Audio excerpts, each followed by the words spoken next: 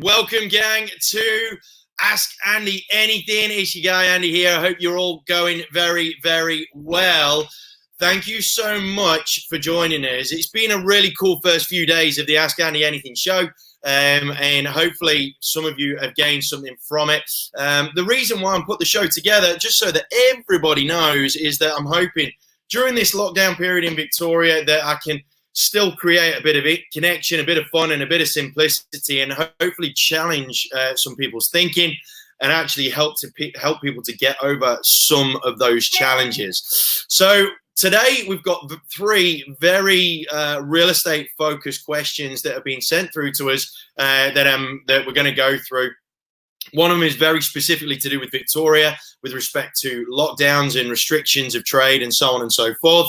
And the other two are very pertinent questions in terms of buying trends and what have you. So I hope everyone's well. I hope everyone's enjoying their Tuesday. It is the 14th of July. Interestingly, Sydney have just announced a little bit of a restriction coming back on with respect to venues and stuff. So I think max 300 is what I could gather there. So I think there's been a bit of restriction put back onto Sydney, which is never cool. I mean, you know, I know that we cop grief for getting restricted ourselves, but let's not return fire. I think it's safe to say that it's not nice for anybody. Michael Wood, very quick early question getting in there. Will it rain this afternoon? You know what? I don't think it will. I actually don't think it will. So if you're thinking of going and having a hit, mate, you go crack on. I think you'll be fine. Generally, us Poms have a good nose for the rain, but I can't see it raining this afternoon. Not where I am, anyway. But anyway, so gang, let's crack on with getting into some of these questions that people have been asking. One from Maria Rajesh on LinkedIn, which is really, really cool. Thanks for your questions there, boys. We'll get onto you as soon as we possibly can. Let's get on to the questions that have been sent through first. First question, and it's a cool one, actually. How will buyer trends change post-COVID? Thank you so much to Maria for sending this question in. Do very much appreciate it. Now, gang, what we've seen is Domain put a really, really interesting report out with respect to buyer searches and things like that. And I think in the last couple of months, or in last month in June, there was something like an 830% increase in searches for home office space. So buyers were specifically looking for home offices within their residential property. And that is an absolute key indicator as to what people are thinking moving forward. Clearly, with all of this acceptance now, I'm not going to say new technology because it's not new. It's been around for like 2 decades. With all of the acceptance, though, of technology, I think it's safe to say that people all of a sudden have realized that they don't necessarily have to be as close to the CBD as possible. They don't, and companies are really taking advantage of people that might be a little bit further afield, but have all of the clout to be able to do the job properly. Okay, so very, very interesting little dynamic that is upon us now. And I think what we need to do is really tune into that as professionals when it comes to how we broadcast our properties to our consumers. Old school way of thinking is that, you know, you say location, location, location.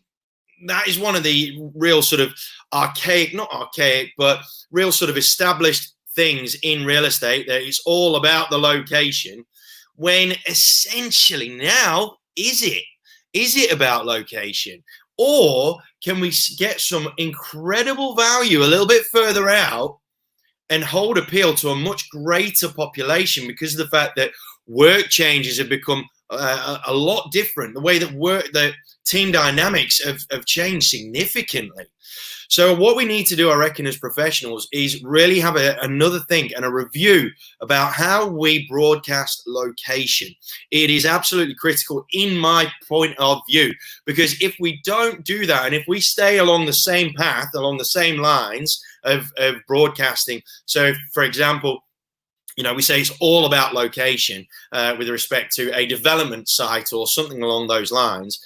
if it's a 2 or 3 unit development site, say in the sort of inner ring of Melbourne, like the Waveleys or the Hawthorns or places like that, you can't really bang about location too much outside of the prestigious thing, because of the fact that, let's think about it, right? For one, traffic's a massive pain in the ass in most of these places now. But two, a lot of the people that tend to buy and live in these townhouse developments are either first home buyers, or if they're in a suburb, they will be families, but they will be white collar workers. And a lot of them, a lot of overseas buyers, a lot of people that are first-time immigrants, first generation immigrants, a lot of them tend to operate in the likes of IT, software development, remote learning, all that sort of stuff. And they don't necessarily need to be as close to stuff as they were once upon a time.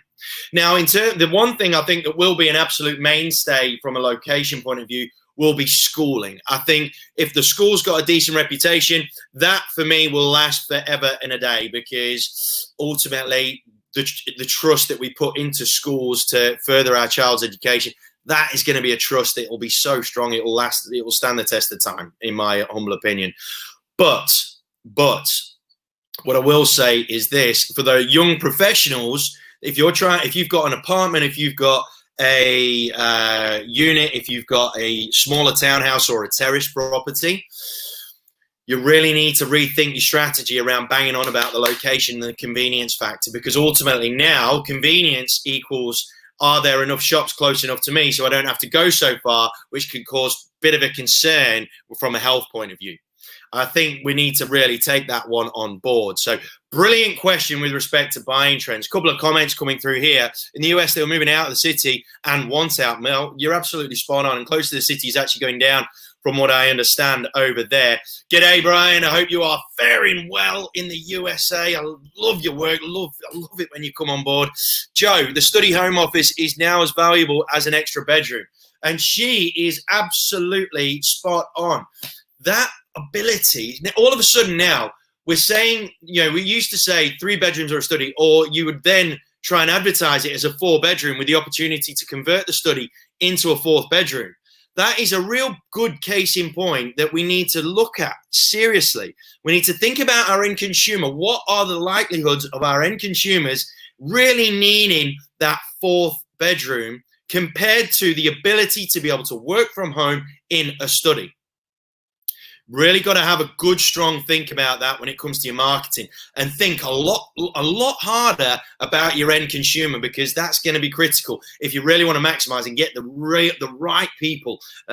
Give yourself the high probability of getting the right people home.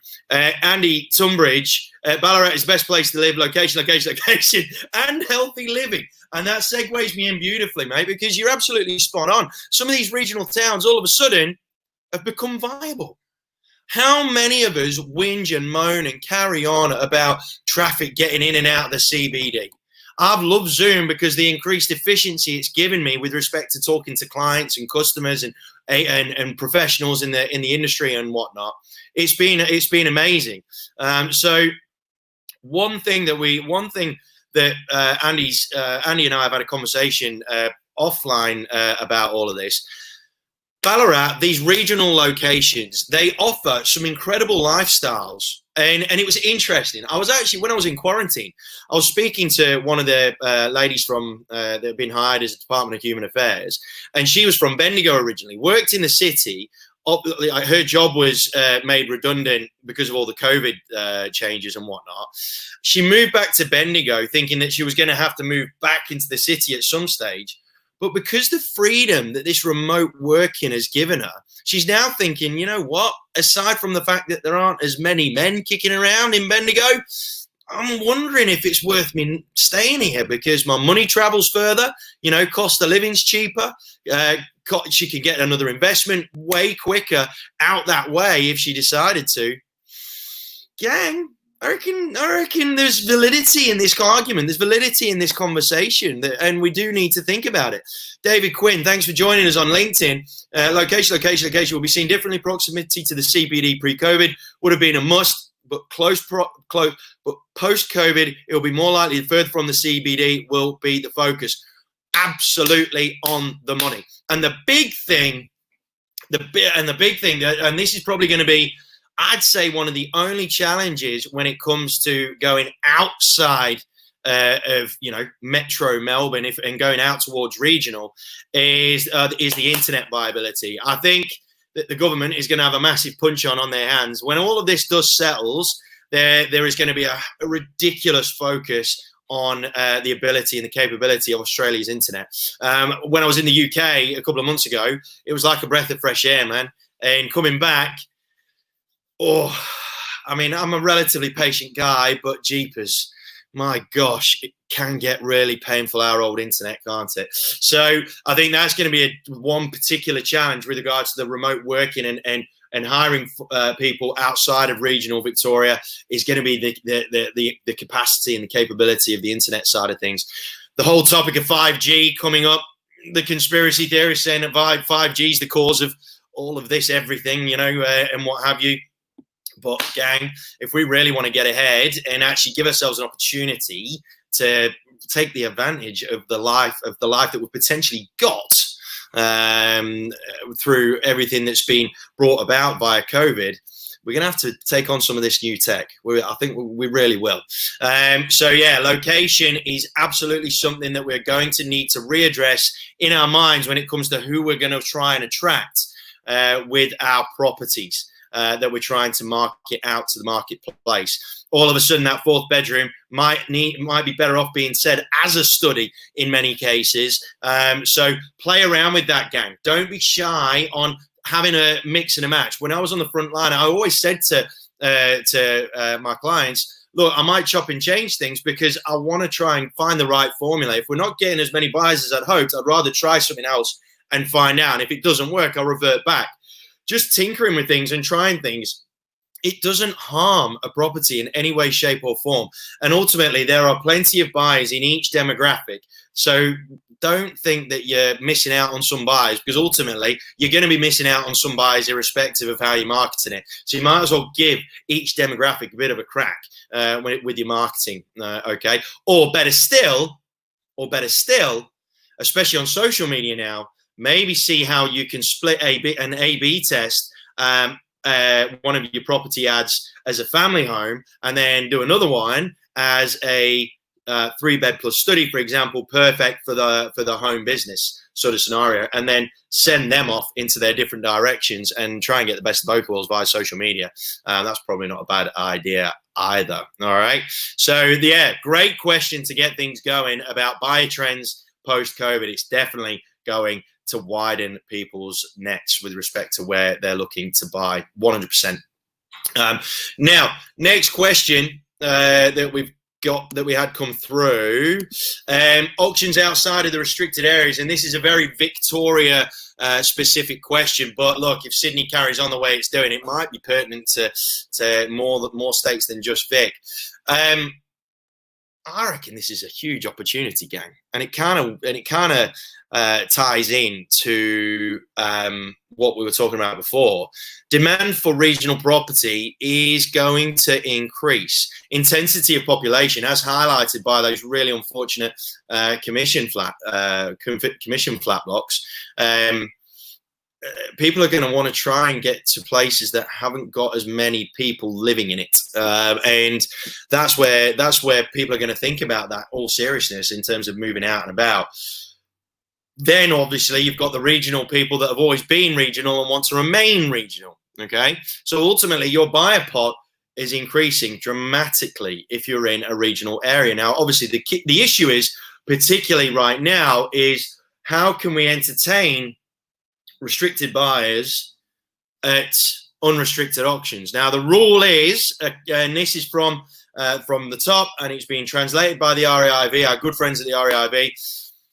If you have a restricted purchaser that wants to interact on a property that is in an unrestricted area at auction, they have to do it remotely.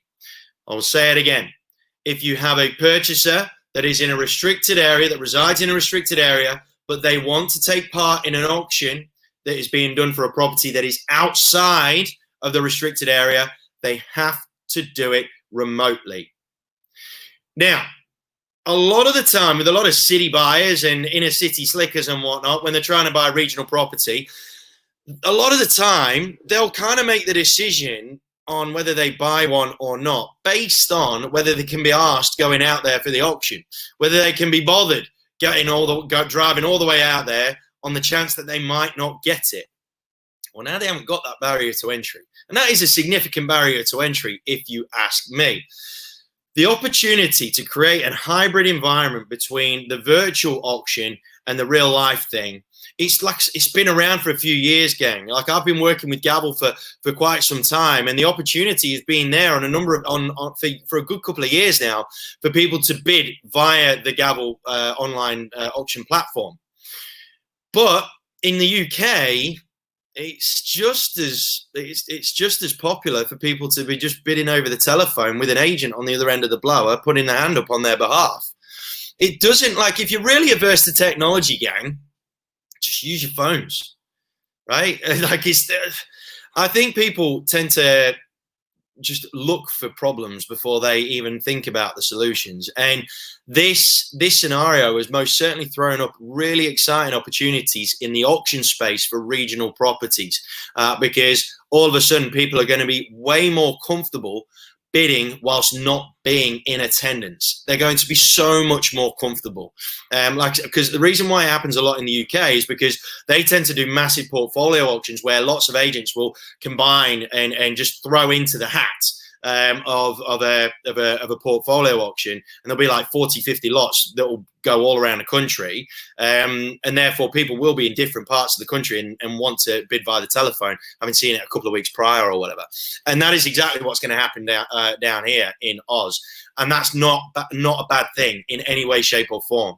You just make sure as an auctioneer in regional areas that you highlight to the people that are in attendance, ladies and gentlemen, just letting you know out of courtesy, we do have live bidders that are not on site. They are bidding via the telephone, via my colleague Dave, and also online via Gavel or Anywhere Auctions or whichever auction platform you decided to use, okay? So just declare it, be open and honest and transparent about it as an auctioneer, and then have fun with it. Have fun with it, guys, because there's plenty of fun to be had. Of that, I can absolutely guarantee you. I think auction volumes should increase out in regional areas. I reckon they should absolutely give them more of a crack. I know that a lot of regional buyers tend to be subject to finance, but you would much rather give yourself an opportunity at getting an unconditional sale away as opposed to having to, really sort of interact with subject to finance unless you have to. If the property passes in, it's not the edge of a cliff. It's not like died on its arse or anything like that. It's just the first phase. You've established the first phase of the property cycle on the market, and now you give yourself a real opportunity to create a second wave of competition with those subject to finance buyers who you've held off for that 3 or 4 week period, and they'll be chomping at the bit to get themselves involved. It's one of the reasons why I collaborated with Dave Stewart at Market Buy a good couple of years ago now and set up Sold Buy Online, because for a third stage of the process, it is perfect. And especially with what's going on right now, it is absolutely perfect to allow yourself an opportunity to create a transparent arena for subject to finance buyers and any other unconditional buyers that may be kicking around to engage, and it gives your vendors a chance to create that level of competition again, that urgency that might drive the price up a little bit more. So, gang, let's not create problems for ourselves. Let's look at the opportunities. And for those in regional areas, like I said, you can't have a buyer from a restricted area be there in person. But my gosh, is it going to be way more accepted by consumers that they are going to be happy to bid whilst not on site? I only see that as a good thing for regional Victoria when it comes to the auction space, and it gives you lots more chances to have way more fun, if you ask me. So hopefully that has helped to clear that one up. Next one, how can I generate more leads? And this sort of ties in, I think it was Campbell. What is the best way to progress your pipeline in these times? I'm going to try and I'm going to try and sort of answer both of those in within this question of how can I generate more leads. One thing, and I hope some of you pay attention to this. One thing that is getting increasingly frustrating is the inherent lack of activity on social media from real estate professionals. It is doing my head in, to be perfectly frank. And I'll tell you why. A number of people are doing the standard sort of stuff. And look, this is just a core function of social media for real estate agents. Put it on, just listed, just sold, for lease, just leased, blah.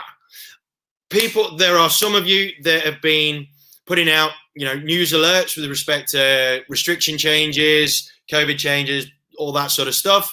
And yeah, that's one step further, which is fab. Have a think about it though, gang. Consumers, the public, are being starved of human connection. 100% being starved of human connection. That is one of the reasons why there is going to be a wave of Corona babies. Congratulations, Joel Zanotta. By the way, he's having a Corona baby, bless him. There is one of the reasons why people are getting real antsy in the home. They crave human connection. You guys as real estate professionals, whether you're in sales or PM, have a gilt-edged opportunity to do some guerrilla tactic style work on social media that will cost you next to nothing in dollars and cents. Like next to nothing. G'day, DJ. Hope you're well, my friend. I had a cracking auction for him a couple of Wednesdays ago. It's a shame we couldn't rock and roll with the momentum that we had. We've got a gilt-edged opportunity to really go guerrilla and get a jump on some, even if you're especially if you are a newer agent starting out, or if you're in that sort of 1 to 0 to sort of 2-3 year mark in terms of your real estate career, your real estate lives. It is an incredible opportunity because you guys, we've all got tight budgets. You guys especially have got really tight budgets because you're still trying to beat retainer and stuff like that, which is understandable. We need to actually just get our knowledge out there in whatever way we can. Now, the cool thing about the Zoom meetings and all that sort of stuff, because there's been kids' heads popping up and cats walking along the front of laptop screens and all that sort of jazz, it's made everyone look a hell of a lot more human. Now, the cool thing about that is people all of a sudden aren't necessarily judging you based on the polish of your video or the shininess of your car or the lack of sockage on your feet. They are judging you based on how human you are and whether you know your stuff. If you are a younger agent and you have put in the effort to know your stuff, here is the prime opportunity for you guys to get ahead, get a jump on your game. This COVID thing leveled the playing field. Of that, there is no doubt whatsoever. It has leveled the playing field. The big boys who had the leverage because of the dollars, they had the dollars, so therefore they could put themselves out there more. All of a sudden, they've shriveled up. They've not been as prominent on the socials. And now there is an opportunity that is wide open. I'm telling you, it will shut really soon if you're not careful as well. For you guys, especially you newer agents, you younger agents, you're the ones that are less known in their areas at this point in time, all you need to do is be consistent and real. That's all you need to do. You don't necessarily have to worry about production value. You don't necessarily need to worry about having the right backdrop or anything like that, having a green screen or anything, although that stuff helps, obviously, and it's not that hard to do, to be perfectly frank. But by just giving yourself 30 seconds of video in a selfie format, giving people an idea as to things that you are doing to allay any concerns around health and safety when it comes to the transactions of real estate, you are showing like you give a shit. You are showing like you care. You are showing you are present and in the moment and absolutely on top of the real life concerns of your consumers. Gang, if you don't do that, if you don't do that, one or two things, a couple of things will happen. One, your pipeline will dry up significantly. It really, really will. And two, when the dust does settle and the rush of stock does come through, you're going to get caught like a deer in the headlights. Now, just segueing on to Mr. Campbell's question around advancing people down the pipeline. It's going to be consistent communication and not adding to the anxiety that people already have, not just for their real estate transaction, but for their lives and jobs and everything else in general. Now, how do you do that? Basically, the key word for this, in terms of advancing your clients through the pipeline, the key word for it right now is predictability. The key word is predictability. And this is why. Our jobs as real estate professionals is effectively to remove any unnecessary anxiety from a real estate transaction, be it renting, selling, leasing, whatever. Okay. It is to remove unnecessary anxiety, because there is always going to be an inherent natural anxiety around significant moves, like moving house or something, right? Our jobs, therefore, needs to be the remover of that of any anxiety that isn't within that immediate transaction, isn't to do with the actual transaction itself. And the real way to do that, especially in sales, is by telling any prospective vendor when you are going to communicate next. Don't ask when would be a good way to communicate, when would be a good time. Just let them know. All right, gang, look, I just wanted to touch base with you and keep you in the loop. Obviously, things are changing quite dramatically, so I'm going to be pretty consistent in my communications here. I'll probably give you a shout probably once a week and let you know how things have gone the weekend previous. But thankfully, number of private inspections have improved. And the really cool thing about that is, Mr. and Mrs. Vendor, Mr. and Mrs. Potential Vendor, is that because people are being made to be pushed through a private inspection, it is allowing us a real opportunity to gain a much better connection with each prospective buyer, thus giving a greater opportunity to be able to get them to connect with your home to a greater extent. Now, my strike rate in terms of inspections to offers, that ratio, when I was a frontline guy, in private sale land, it got to about 6 or 7 inspections to each offer, and that was averaging across a good market and a bad market, every single type of market over the 8 years that I was doing all the transactions. With an open for inspection, it was up to about double that. So it was about 16 to 1 in terms of number of people that went through to number of offers that were obtained. The numbers speak for themselves. There is actual probability and logic. And if you're good with your database, you can actually show this to your potential vendors. And that would be so powerful that there is serious opportunity for these potential vendors to advance their lives via the real estate transaction right now. Now, of course, there are going to be those that are really, really antsy about the health concerns and whatnot. If they are older clientele, or if they've got little kids, for example, they may be way more sensitive about the health concerns. And there's not a lot you can do about that. So the worst thing that you can do when it comes to trying to advance your pipeline is trying to ram it forward, saying, look, we're doing this and we've got masks and we've got things. Whatever you say, it's not going to help. You aren't their doctor, therefore they aren't likely to believe a hell of a lot about what you're saying around those COVID protocols that you're putting in place, right? It's just a matter of fact. Let's just get over it. But what you can do is remain consistent with them. These people, a lot of these people that are fearful of going on the market because of the corona fear, they'll be getting doubly anxious because they will be so keen on moving. It's wanting what you can't have. They feel that they can't move because of corona, not because of their situation, but because of corona, which is going to make them want to move that little bit more.